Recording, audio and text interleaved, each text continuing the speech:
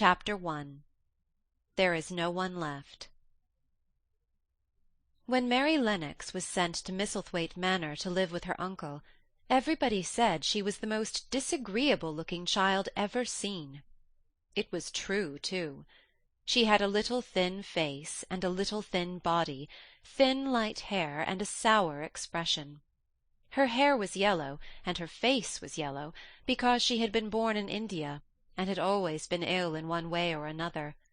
Her father had held a position under the English government, and had always been busy and ill himself, and her mother had been a great beauty, who cared only to go to parties and amuse herself with gay people. She had not wanted a little girl at all, and when Mary was born she handed her over to the care of an ayah, who was made to understand that if she wished to please the Mem-Sahib, she must keep the child out of sight as much as possible. So, when she was a sickly, fretful, ugly little baby, she was kept out of the way, and when she became a sickly, fretful, toddling little thing, she was kept out of the way also. She never remembered seeing familiarly anything but the dark faces of her ayah and the other native servants, and as they always obeyed her and gave her her own way in everything, because the Mem-Sahib would be angry if she was disturbed by her crying, by the time she was 6 years old she was as tyrannical and selfish a little pig as ever lived. The young English governess who came to teach her to read and write disliked her so much that she gave up her place in 3 months, and when other governesses came to try and fill it, they always went away in a shorter time than the first one. So, if Mary had not chosen to really want to know how to read books, she would never have learned her letters at all.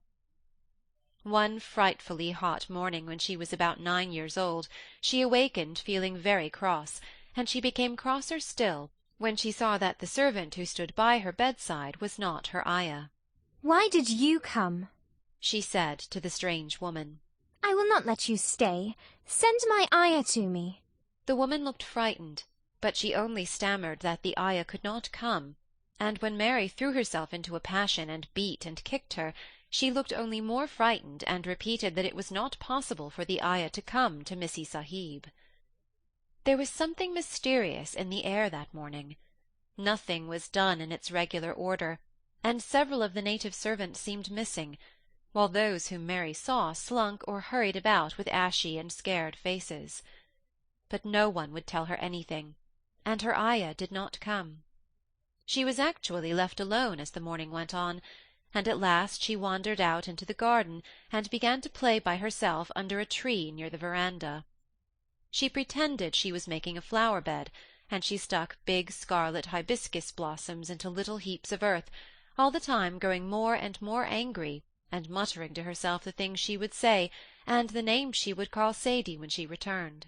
"Pig, pig, daughter of pigs," she said, because to call a native a pig is the worst insult of all. She was grinding her teeth and saying this over and over again when she heard her mother come out on the veranda with someone.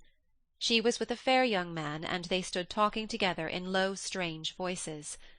Mary knew the fair young man who looked like a boy. She had heard that he was a very young officer who had just come from England.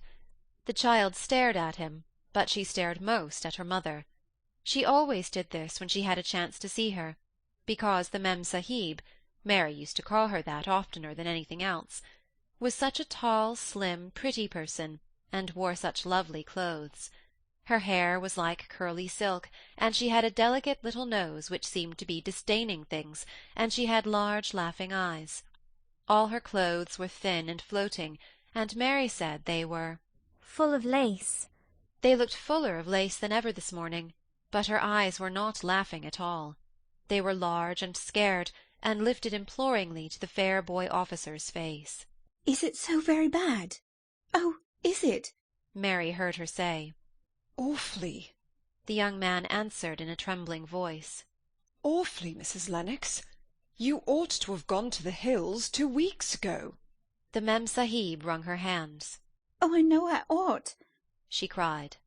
"I only stayed to go to that silly dinner party. What a fool I was!" At that very moment such a loud sound of wailing broke out from the servants' quarters that she clutched the young man's arm, and Mary stood shivering from head to foot. The wailing grew wilder and wilder. What is it? What is it? Mrs. Lennox gasped. Someone has died, answered the boy officer. You did not say it had broken out among your servants. I did not know. The Mem-Sahib cried. Come with me, come with me. And she turned and ran back into the house. After that, appalling things happened, and the mysteriousness of the morning was explained to Mary. The cholera had broken out in its most fatal form, and people were dying like flies. The ayah had been taken ill in the night, and it was because she had just died that the servants had wailed in the huts. Before the next day 3 other servants were dead, and others had run away in terror. There was panic on every side, and dying people in all the bungalows. During the confusion and bewilderment of the second day, Mary hid herself in the nursery and was forgotten by everyone. Nobody thought of her, nobody wanted her, and strange things happened of which she knew nothing. Mary alternately cried and slept through the hours. She only knew that people were ill, and that she heard mysterious and frightening sounds. Once she crept into the dining-room and found it empty, though a partly finished meal was on the table, and chairs and plates looked as if they had been hastily pushed back when the diners rose suddenly for some reason.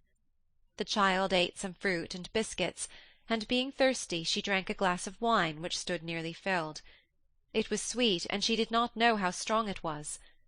Very soon it made her intensely drowsy, and she went back to her nursery and shut herself in again, frightened by cries she heard in the huts and by the sound of hurrying feet. The wine made her so sleepy that she could scarcely keep her eyes open, and she lay down in her bed and knew nothing more for a long time. Many things happened during the hours in which she slept so heavily, but she was not disturbed by the wails and the sound of things being carried in and out of the bungalow. When she awakened she lay and stared at the wall. The house was perfectly still. She had never known it to be so silent before. She heard neither voices nor footsteps, and wondered if everybody had got well of the cholera and all the trouble was over. She wondered also who would take care of her now her ayah was dead. There would be a new ayah, and perhaps she would know some new stories. Mary had been rather tired of the old ones. She did not cry because her nurse had died.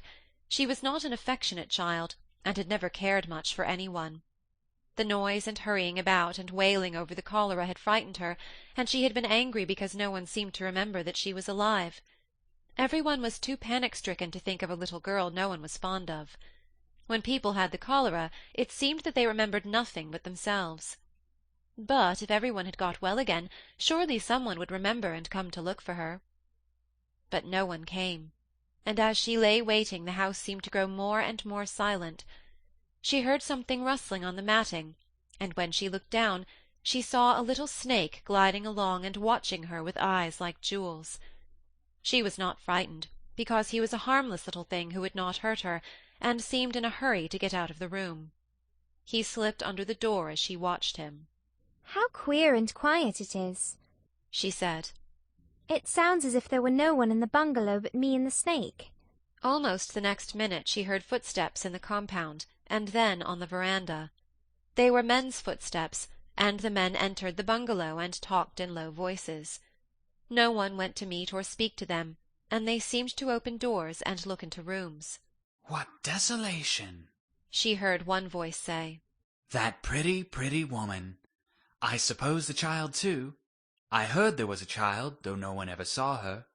Mary was standing in the middle of the nursery when they opened the door a few minutes later. She looked an ugly, cross little thing, and was frowning because she was beginning to be hungry and feel disgracefully neglected. The first man who came in was a large officer she had once seen talking to her father. He looked tired and troubled, but when he saw her he was so startled that he almost jumped back. "Barney!" he cried out. "There's a child here! A child alone? In a place like this? Mercy on us, who is she?" I am Mary Lennox, the little girl said, drawing herself up stiffly. She thought the man was very rude to call her father's bungalow a place like this. I fell asleep when everyone had the cholera, and I have only just wakened up. Why does nobody come? "It is a child no one ever saw!" exclaimed the man, turning to his companions. "She has actually been forgotten!" Why was I forgotten? Mary said, stamping her foot. Why does nobody come? The young man, whose name was Barney, was looking at her very sadly. Mary even thought she saw him wink his eyes, as if to wink tears away. Poor little kid, he said. There is nobody left to come. It was in that strange and sudden way that Mary found out that she had neither father nor mother left, that they had died and been carried away in the night, and that the few native servants who had not died also had left the house as quickly as they could get out of it, none of them even remembering that there was a Missy Sahib. That was why the place was so quiet. It was true that there was no one in the bungalow but herself and the little rustling snake. End of chapter 1.